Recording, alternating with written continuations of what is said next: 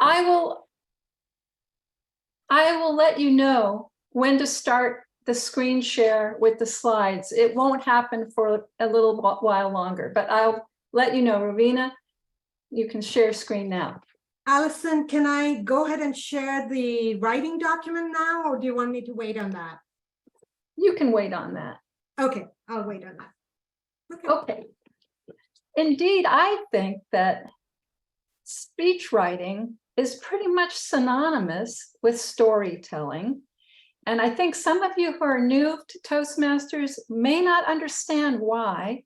I'm sure a lot of you senior folks already have learned the benefit of using stories to craft your speeches around. But I will impart, I hope, some compelling reasons to use stories to create speeches. And I'll give you some nuts and bolts tips on that. And hopefully by the end of this workshop, you will be able to share a story you've created during this workshop as a speech. Now, before we start, I would like you all to remember 2 pieces of information. This is going to be useful later on. Don't want you to write it down. Don't write anything down, either digitally or on paper. No cheating, okay? So here's the first piece of information. Remember these numbers: 6, 3, 7, 2, 1, 5, 8, 4. Now here's the second piece of information I'd like you to remember. A dog named Brownie dug his way out from under the fence, ran into the street, was hit by a BMW, and injured his hind legs. Okay, got it? Those are the 2 pieces of information I want you to remember. And now on with the workshop. I'll be calling, there'll be a quiz later. Okay. Now you may be thinking, well, where do I come up with this story you say is synonymous with writing a speech? And you can come up with a story from almost anywhere, but often they're the best when they come from your own personal experience, your own life. Now, the story I'm about to tell you is an answer I gave to a table topics question, which is section 2 of a normal meeting, where you get asked a surprise question that you have no idea what that question is going to be. So this meeting was themed lifelong learning. And the question was, who has been your most important teacher? And I gave an answer that pretty much is like this story that I'm going to tell you right now. Aline Spotson was the most important teacher in my life, and she taught me the most important lesson of my life when I was in grade school. The lesson was how to see people for who they really are. When Aline came to us, we were young, toddlers to grade school, first grade actually, living in the city of New Orleans. And our family was a mess because my parents were always at odds with each other and there was always tension. Aline came twice a week, our Black maid, to help with the cleaning and watch us while my mom went out on errands.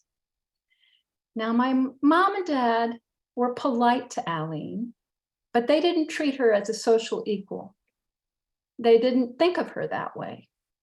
But Aline treated us children like her own children with a lot of love. I remember at 5 years old, I still believed in Santa Claus, and I wanted to write a letter so he would know what I wanted for Christmas. So Aline helped me write that letter, address it to the North Pole. Then she took me and my siblings down to the mailbox 2 blocks away, carrying the youngest on her hip. Then when we got there, she lifted me with her other arm so that I could drop that letter myself into the mailbox. When I had strep throat, she rocked me on her lap, fed me ice chips, and eased my pain until I could fall asleep. When we misbehaved, she didn't scold us, she didn't threaten us. She appealed to our higher nature. She said, oh, come on, be my pal. Let's go make some lemonade. She was an island of love in the storm that was our troubled childhood. Now, my parents didn't see this. They didn't see the value, how much we loved her, the value she had to our emotional lives. And so when we were all school age and we're all in grade school, they let her go without any fanfare because they were blind to the happiness that lit up our faces whenever she was around. They didn't see that we had a special bond with her. When she left, I didn't have a chance to say goodbye. I didn't have a chance to tell her I loved her. I didn't have a chance to try to stay in touch with her, keep any kind of connection with her. And in those times, it wasn't the custom for a child to speak up and say how they missed or how they loved a Black person.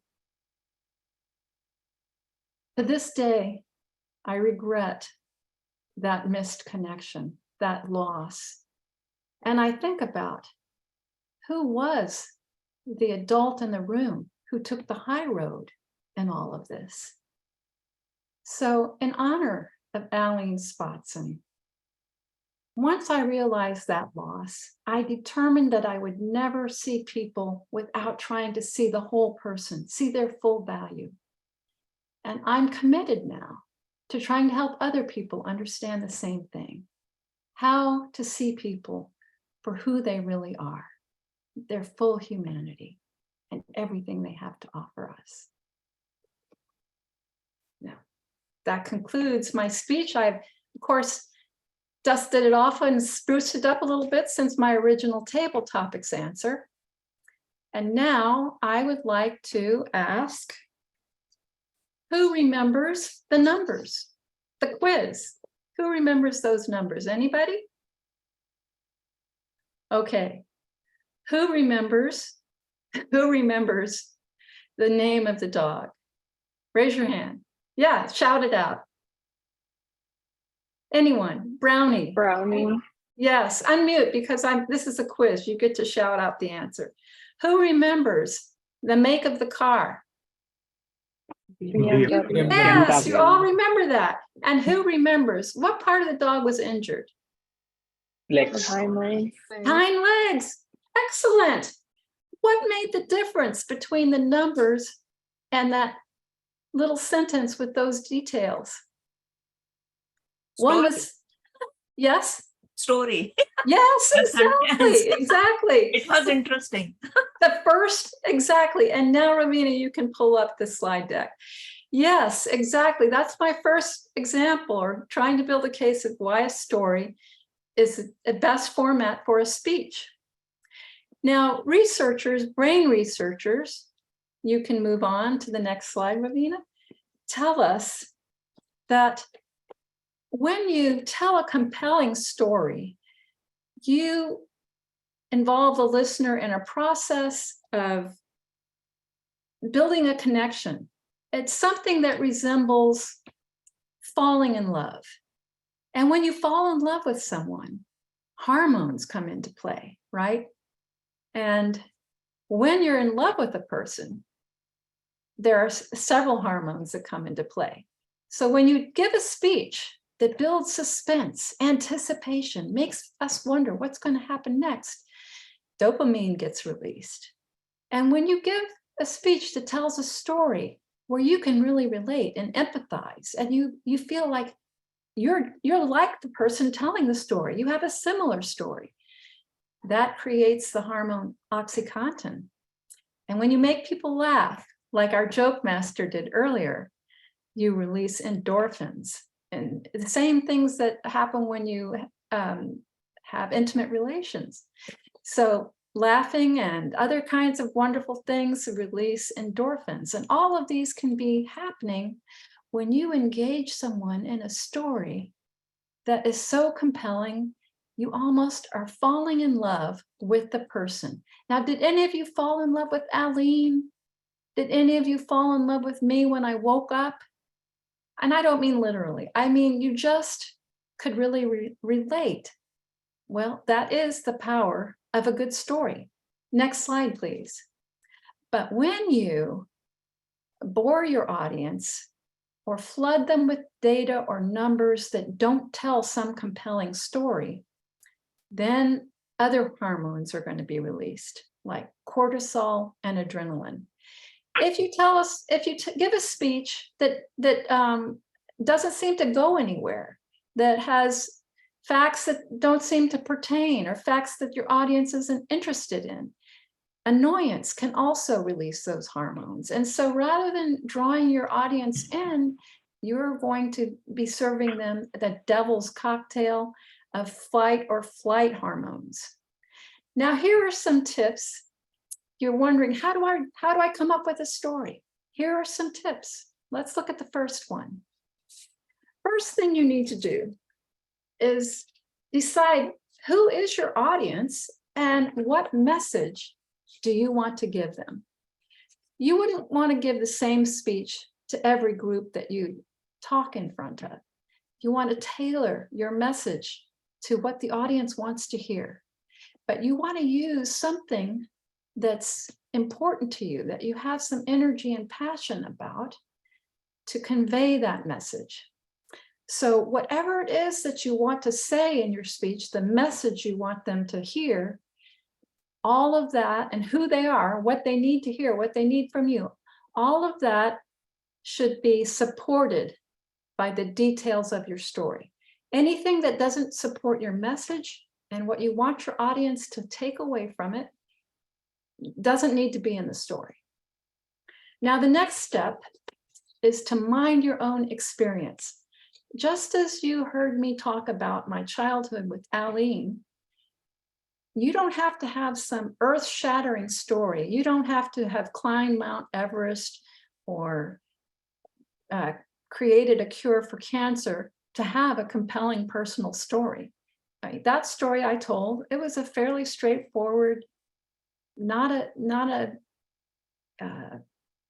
crazy in the newspaper kind of story.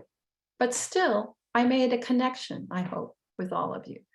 And you have those same kinds of stories in your own life. So think about what's been on your mind.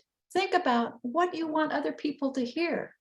Think about what's something you learned that you'd like others to know. All of those things are probably supported by a personal story of your own. Now, number 3, in your story, do not make yourself the hero. If you're bragging about all your accomplishments, if you're telling how brilliant you are, how you overcame this and overcame that, you're going to lose people, because the rest of us, we're all just normal, regular folks with our strengths and weaknesses. And when you come across as the hero of your own story, who's so wonderful, we're going to tune you out. But if you talk about your vulnerabilities, or how someone else influenced you, or what you've learned from an experience that you needed to learn to grow, then we can all relate to that and say, I could use that same lesson in my own life to become a better human being. So remember, don't be the hero. Be the person who shares a vulnerability and experience a challenge and learns from it. Next tip is highlight a struggle. Because let's face it, a story with no conflict is not that interesting. And what the struggle does is it lets the listener go with you on the journey. And it lets the listener experience what you went through to learn. It helps the listener learn along with you during the story. So a struggle helps, it makes you relatable. It helps the people follow along and visualize your process. Next tip is keep it simple. You don't need to add all the details. I didn't add any more details about my family than our ages, the city we grew up, what Alyson was like, the specific memories I had about writing to Santa and sitting on her lap. I could have added a lot more details, but you got the ones that were important to hear the message. If I had added more, the speech might have been too long and might have been meandered too much. So keep it simple. Don't come up with exotic approaches to the story. Just keep it a simple story. And finally, practice makes perfect. So that's not the first time I've told that story. And if you thought I did a good job, it's because I've told it a fair amount of times. So if you think you have a similar story, but you don't feel like it would come out as smoothly, or you don't feel like it would be as clear, it's just a matter of practice. It's just a matter of honing that story. And those are the tips. So let me summarize. Next slide, we'll have all of them. Start with a message geared to your audience. Mind your own experience. Don't make yourself the hero. Highlight a struggle or a challenge. Keep it simple. And you can't do this today, but for any speech that's important to you, practice it. Practice it more than once. Now is our time to do our own thinking and start the workshop part of this time together.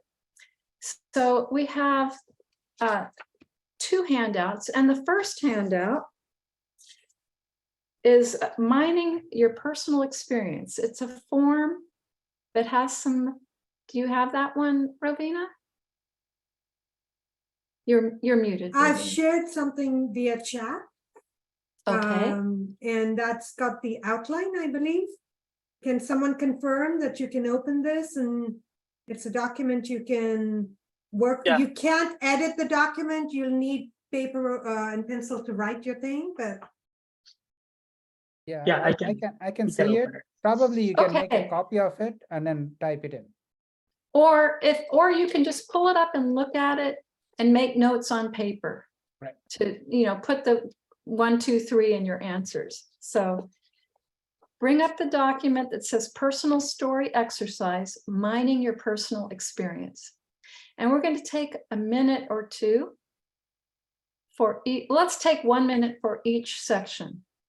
So you don't have to fill in every blank. There are 3 blanks for each part of your life, 1 for childhood, 1 for young adulthood, and 1 for the present. So let's take a minute for each.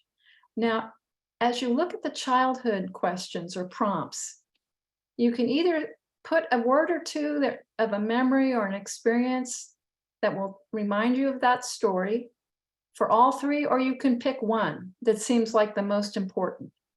So a time you felt strongly about something that you still remember today, or a person who was important to you in your childhood, or a situation where you changed and where you got a new view of yourself or a loved one or the world.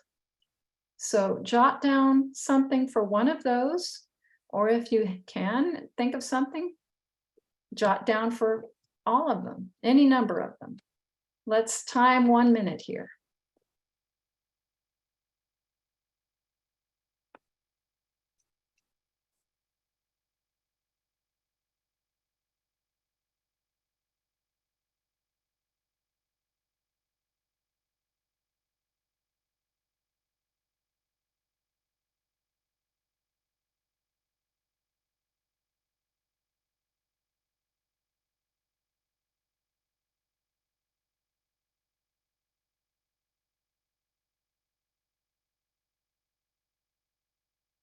Okay, stop and put your pencil down or look at me again. And now take a deep breath and try to relax and clear your head, clear your mind. And we're leaving childhood now. And now we're going on to your college days or your high school days, early adulthood, where you've just left your parents, but you're still getting to know the world. And look at those 3 questions. Pick one or any number to fill in some key words of a memory or an event from that time of your life. And let's take about a minute and a half here.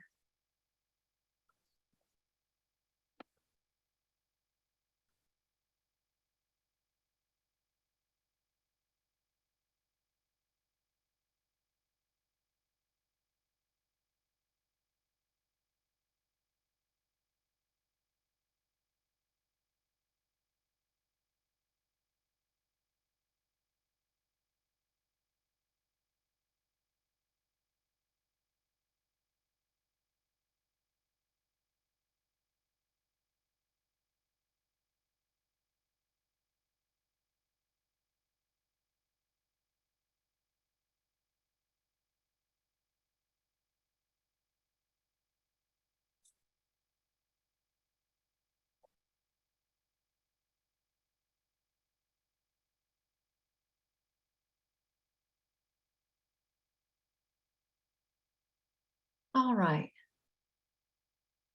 Take a breath, look at me again. And now empty your mind, clear your head. Take another deep breath. And leave your young adulthood when you were 20 pounds lighter and had all those girlfriends or boyfriends, leave that behind and come to the present, your day to day, every day. And now take a look at those prompts and pick one or fill in as many as you like. A memory, an event, something that keys off of those prompts from your present.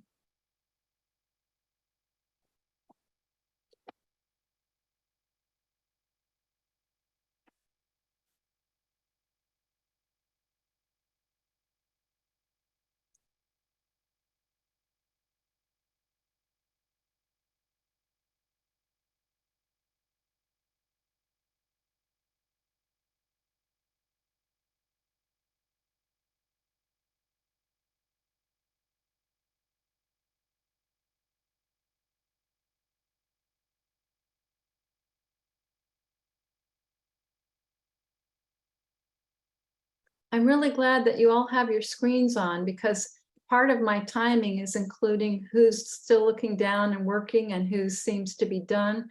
So it's really nice to see that visually. I appreciate it, everybody.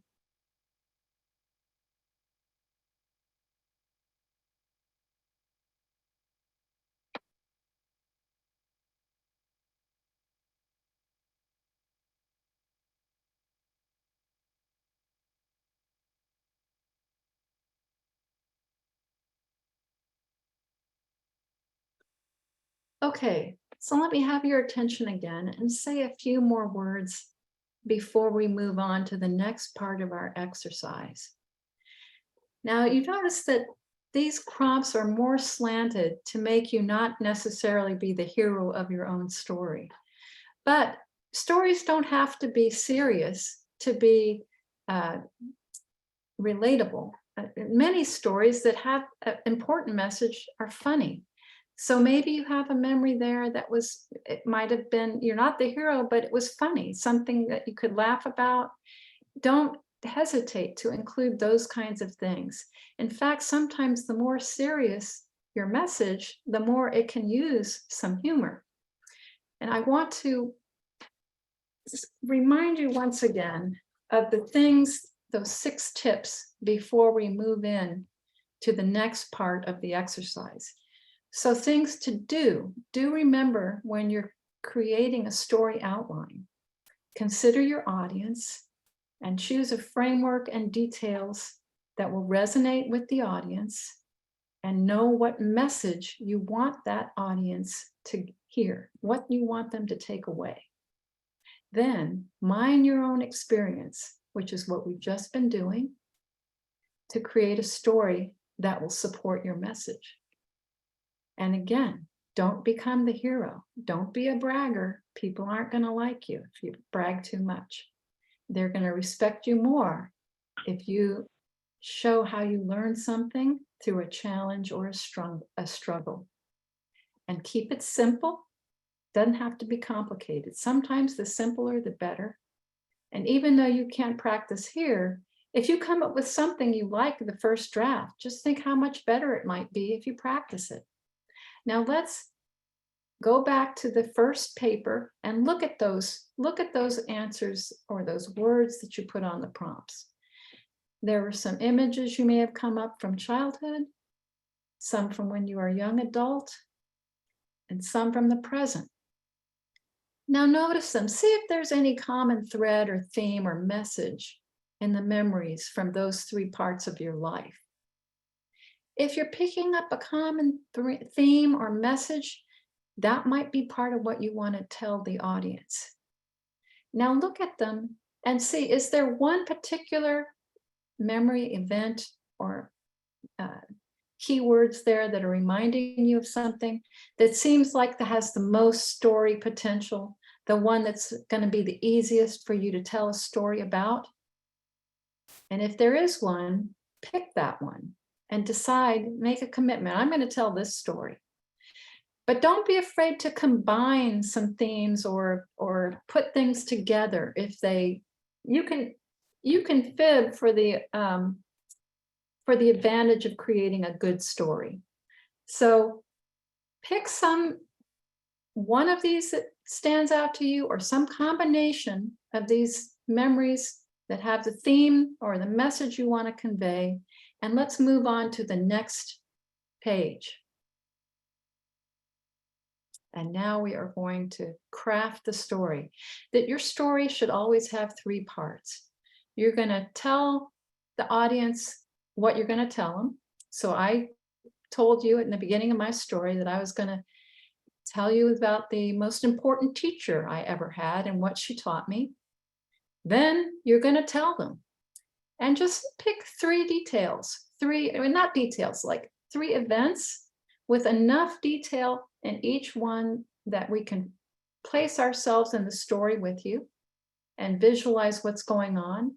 The important details of time, place, emotion, tone, those kind of things.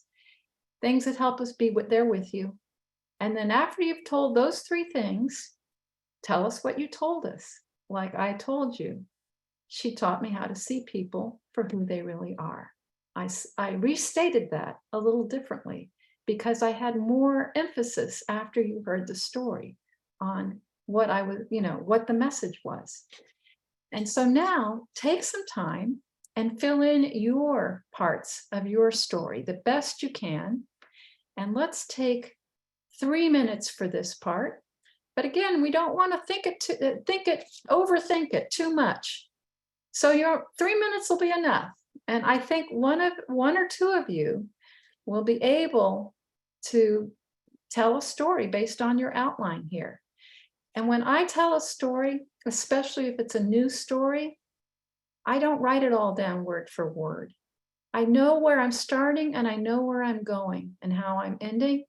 And because I know the general story, I don't have to memorize everything word for word. So take 3 minutes now and take your mind experience and make a story. And timer, would you give us 3 minutes for that?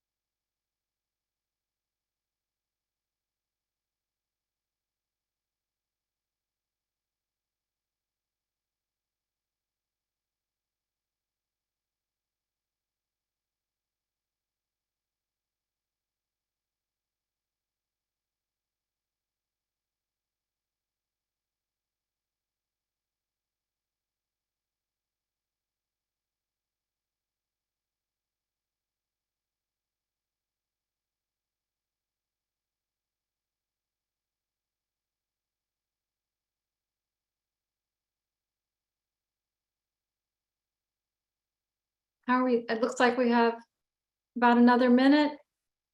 Doris? Okay.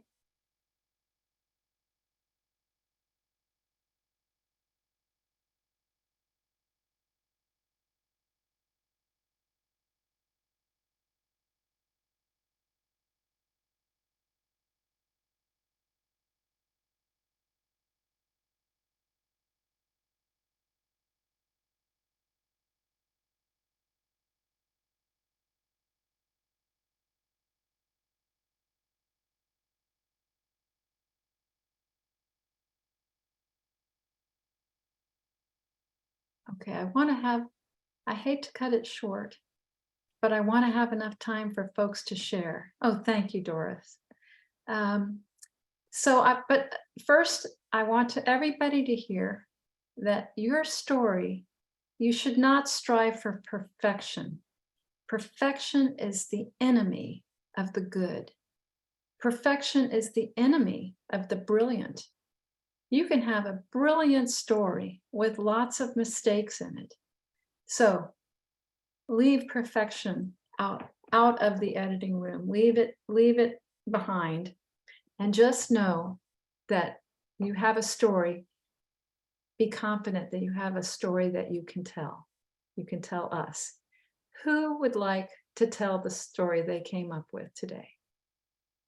And we will give you 2 to 3 minutes each storyteller. Okay? So Doris, could you set us back to green? 2 to 3 minutes, kind of like you're doing an evaluation or a long table topics.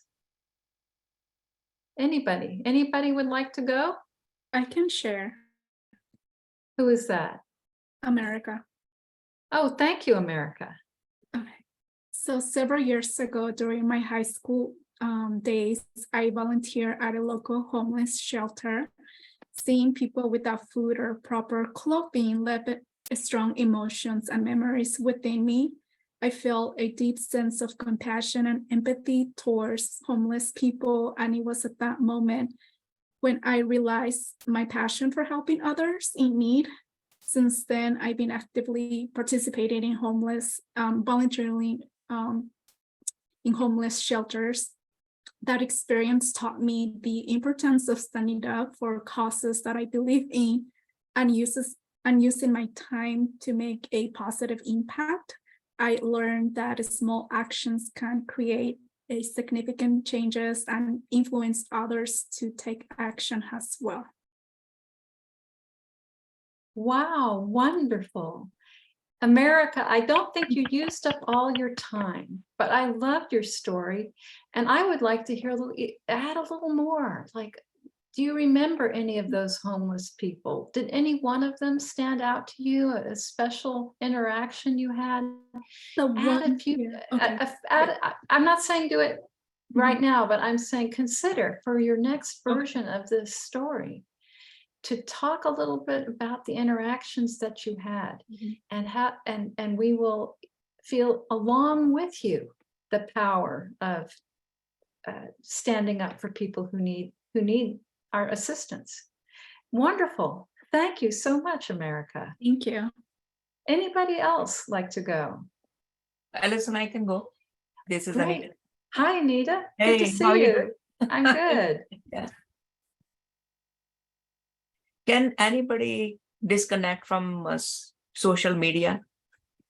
I certainly did when I took my 2 vacations, and they were exotic vacations, which I really remember to date. I never even touched my phone or looked at it. So I'll share my experience with the current vacation that we went to Aurora Borealis. And when we're planning that trip, the best time to visit is around November, but we can never be sure that we would see the phenomena. We landed in Tromsø, and there were 2 nights which were very cold and dark that we went on the Northern Light chases. It usually starts at around 10 p.m. and then by the time we come back, it's around 1 a.m. or 2 a.m. So we were all dressed up, bundled up. We went on these buses which took us to the dark spot and put us near a lake. And it was just a waiting game on when that particular phenomena would show up. We had never experienced that before. In the meantime, our tour guide was keeping us engaged. He served us hot chocolate. He was telling us stories. He was serving us soup and cookies. And while we were eating and enjoying the fire, all of a sudden we see the different lights, and it's nothing like we see in the pictures. And it's like a small haze, which is light green in color, and then there would be a red color which would appear, anything which appears as a streak, and then all of a sudden that whole of the sky would fill up. And it was, sometimes it was, when we talk about the dancing auroras, it's like playing music. At one place where we went, it was it started with a one line, and then all of a sudden it filled up the whole sky, and then started building, and then it started dancing and started building, going down, going up, and it was a beautiful phenomena. For the 10 days or the 12 days we were at that trip, although we took a lot of pictures, never went to Facebook, never went on LinkedIn, never went on Twitter to post anything. Oh, thank you, Anita.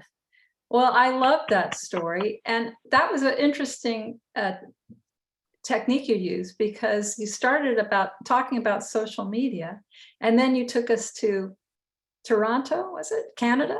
No, Tromsø, Norway. Norway. Okay, you took us to Norway. And then you finally came back to how after 10 days, you hadn't even missed the social media. So I think that was very clever, but I might try some way to emphasize the message that you want to give us a little bit more. If your message was stop looking at your phone so you can enjoy life, I would say it more explicitly like that. Okay. Thank you. And I just thought it was a wonderful story. I'm so glad you got to see the Northern Lights. Anybody else? Do we have time for another one? I can go next. Is that Jay? Suresh.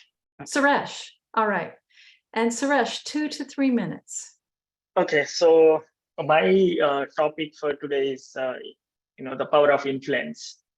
So this goes back to my own life. Like I grew up in a small village, small village, like town in southern part of India, where for me, until I reached college, my whole life is around my village. So I have friends, relatives, and then I was very much comfortable staying there. I never thought of going outside my town. So all my goal was at that time is to, get a certificate, do some work locally, and then enjoy your life. But then my father was encouraging me to do, go and do studies in engineering, and continue further, try to go outside the town, and learn to explore, the other places. So it kind of had a very good influence on me at that time, and so I took the decision to go out and study outside my my hometown.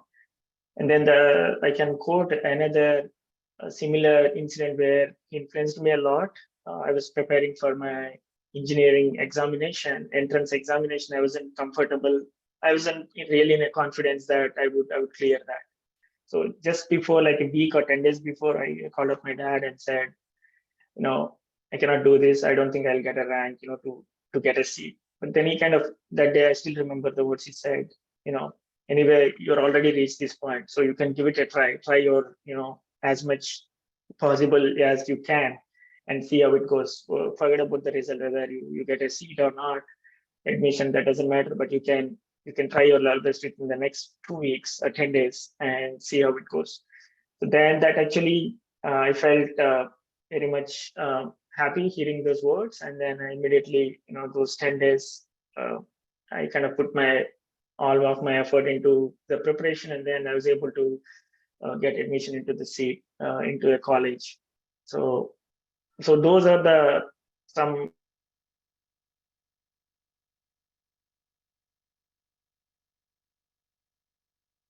Suresh, I'm not sure if you're frozen or not, but we can't hear you and you're not moving. I think. Looks like he is.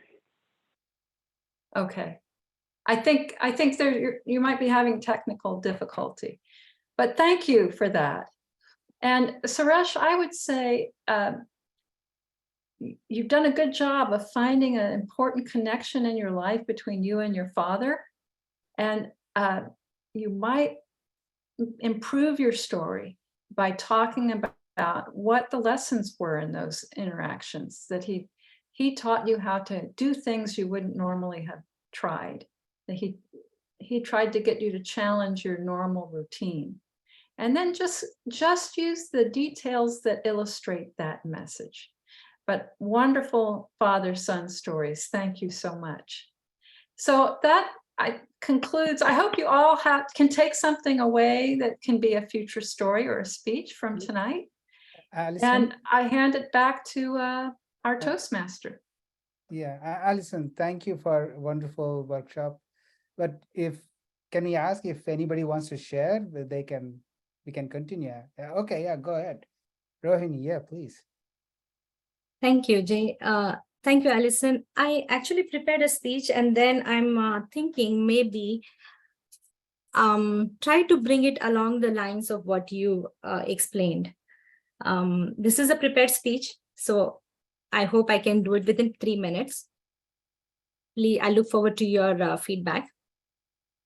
I want to share with you my observation and imagination of popcorn selling by little scouts, whom I've become part of as a Scouts parent. One day I was heading home from work, and then I realized I had to make something for dinner. And I don't have anything in my pantry. So I headed directly to the store. As soon as I was going there, I saw these two little kids coming to me and asking, do you want to buy some popcorns? And I'm like, oh, I'm hungry. I want to buy something. No popcorns right now. But the kids were persistent. They came to me and said, you know what? You could buy these popcorns. You will help us raise fund for, all these activities. The little one came and told me around maybe it's 6-year-old, we can make cars and we raise those cars. We make little boats and we raise those boats. You'll help us fund all those. Can you please buy some popcorn? And I'm like, what? Popcorn? It's not going to fill my stomach right now. And I'm like, okay, I'm sorry, I cannot buy the popcorn now. And I see that little guy becoming sad. He's losing all that joy he had when he was talking about those cars. And I say, okay, do you want to tell me more about your popcorns? What do? And the little girl said, we use these popcorns money to raise fund for activities, to help volunteer at these parks, and volunteer at organizations. We raise money so that we can go and find support for veterans. We participate at Veterans Parade for 4th of July. We work we help raise food and give out to the community nearby. We do all this stuff by raising fund through popcorn sales. And I was like, okay, show me what popcorns do you have? And they show me all kinds of popcorns, blazing hot, caramel, yummy butter and everything. And I'm like, oh my, this is not going to be good for my tummy. And they were like, no, can you please buy? Can you check out what do you want to buy? What do you want to see? And I said, no, this is too much. And what's the price? $25 for this small box? I'm like, I'm not buying this. I'm going. And when I go, and this thing lingers into me in my mind, look at that boy's joy in the eyes when he's talking about all that scouting they do. I come back and ask, what do you do? Do you really like doing scouting? And they said, really, we really love doing scouting. Can you please fund us? And then I see, oh, look at them.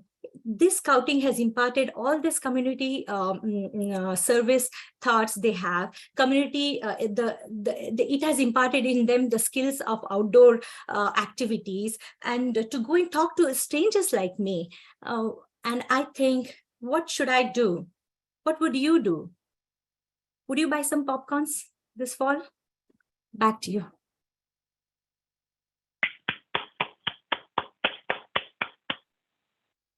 Would you like some feedback? Yes. All right.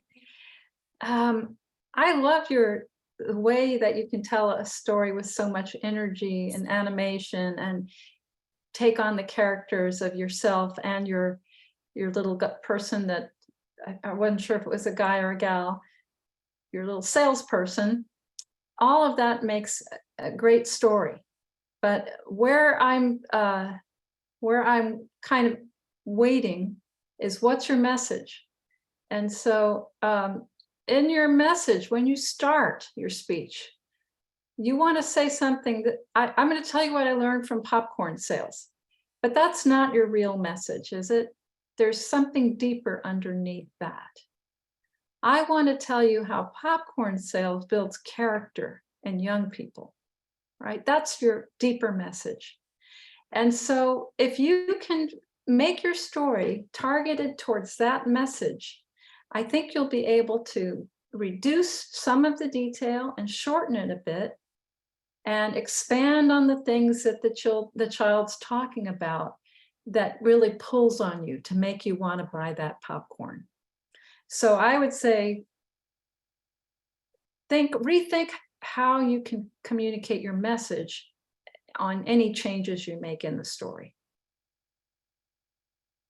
Thank you. Thank you. That was great. Anyone else, if you have written down something and want to share? I don't want to disappoint you. All right. With that, thank you